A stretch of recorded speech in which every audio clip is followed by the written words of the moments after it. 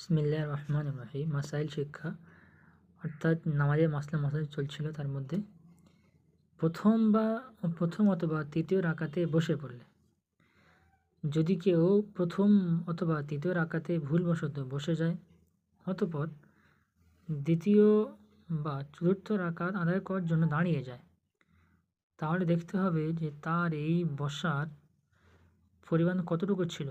যদি এক রুকুনের চেয়ে কম সময় পরিমাণ বসে থাকে, তাহলে সেজদা ওয়াজিব হবে না।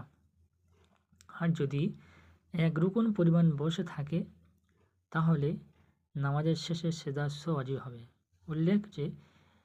উল্লেখ্য যে এক রুকুনের পরিমাণ হলো 3 বার সুবহানাল্লাহ বলা যায় এতটুকু সময়।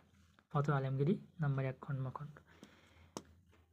যে যদি কেউ প্রথম অথবা তৃতীয় রাকাতে ভুলবশত বসে যায়, অথবা দ্বিতীয় রাকাত বা চতুর্থ রাকাতে আদায় করার জন্য দাঁড়িয়ে যায়, তাহলে দেখতে হবে যে তার এই বসার পরিমাণ কতটুকু ছিল। যদি এক রুকুনের চেয়ে কম সময়ের পরিমাণ বসে থাকে, তাহলে সেজদা ওয়াজিব হবে না।